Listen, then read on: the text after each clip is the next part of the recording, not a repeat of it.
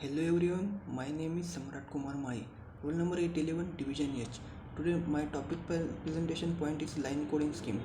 Line coding scheme used to convert digital to digital data by using line coding. The digital to digital data conversion. The data can be either analog or digital. In this session, we see how digital data can be represented by using digital signals. There are three techniques for the conversion. First one is line coding, second is block coding, third one is scrambling.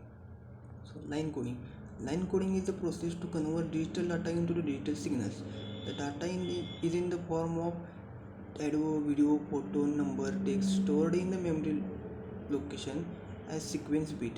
Line Line coding converts sequence of bit into digital signals. At the sender side, digital data can be converted into digital signals by encoding, and at the receiver side, the digital signals can be converted into digital data by decoding. So this is the figure of line. This is the figure for the line coding and decoding.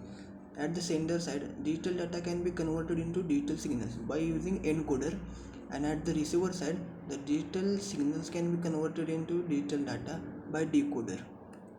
So line coding scheme. The line coding scheme divided into 5 different categories. First is unipolar, second polar, third bipolar, fourth multi-level, and fifth multi-transition.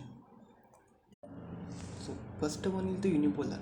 In unipolar scheme, all signal levels are on the one side of the axis, either above or below. Unipolar scheme was designed by NRZ scheme, where NRZ is non-return to zero. In NRZ, the positive voltage defined bit 1 and negative voltage defined bit 0. This is the figure for the unipolar, where in this figure, x-axis represents time and y-axis represents amplitude or voltage. The cost of the unipolar NRZ is high as compared to the polar NRZ. The normalized power is double that of the polar NRZ. For this reason, it is not used in data communication today. Second one is polar scheme. In polar scheme, voltage are on the both sides of the axis. For example, the voltage level for 0 can be positive and voltage level for the 1 can be negative. In polar NRZ encoding, we use two levels of the voltage amplitude. The NRZ comes in two versions, NRZL, that is NRZ level, and NRZI, that is NRZ inward. First one is NRZL. In NRZL, the bit value is mostly determined by voltage level. As a result, the signal levels is determined by bit value. This is the figure for the NRZL.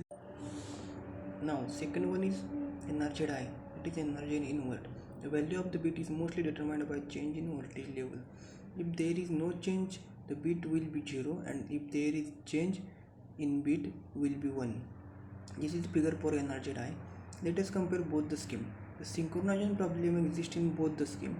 The problem is more serious in NRZL than NRZI. The long sequence of zeros can affect both the scheme, but long sequence of ones only affect NRZL.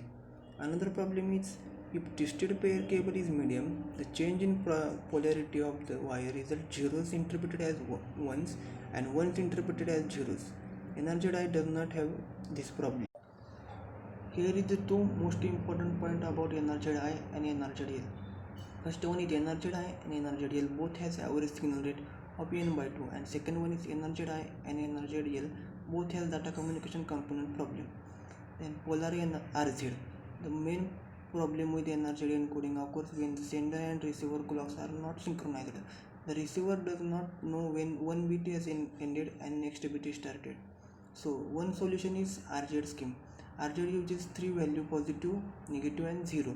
In RZ, the signal changes not between bits but during bits. The main disadvantage of RZ encoding is that it requires two signal changes to encode a bit.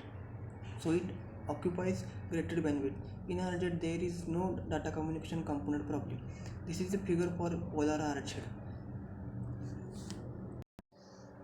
Now, third line coding scheme is bipolar. In bipolar, there are three voltage levels, positive, negative and 0. The voltage level for one data element is at 0, while the voltage level for the other element alternate positive and negative. Now see AMI and pseudo-ternary. AMI means the alternate mark inversion. A neutral 0 voltage represents binary zeros and binary ones, represent alternating positive and negative voltage. And the variation of AMI encoding is called pseudo-ternary, in which one bit is encoded as 0 voltage and 0 bit is encoded as alternative positive and negative voltage. Here are two figures. The first figure is AMI and second figure is the ternary. The fourth line coding scheme is multi-level. In multi-level scheme, the goal is to increase the number of bits per bound by encoding a pattern of m data elements in a pattern of n data signal elements. The multi-level coding scheme is also known as MBNL, where m is length of binary pattern, b is binary data, n is length of signal pattern, l is number of level in signaling. The group of data elements can produce a combination of 2 raised to m data pattern, and if we have l different level, then we can produce ln combination of signal pattern. If 2 raised to n is equal to ln, then data pattern is encoded in signal pattern. If 2 raised to m is less than ln, then data pattern occupy only subset of signal pattern.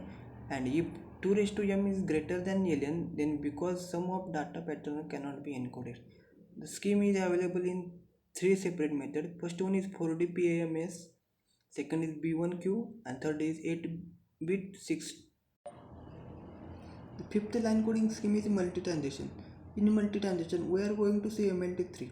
The MLT3 uses 3 levels: positive voltage, zero voltage, negative voltage, and 3 transaction rules to move between levels. First one, if the next bit is 0, there is no transaction. Second, if the next bit is 1 and the current level is not 0, then next level is 0. Third one, if the next bit is 1 and the current level is 0, then next level is opposite of the last non-zero levels. This is a figure called multi-transaction.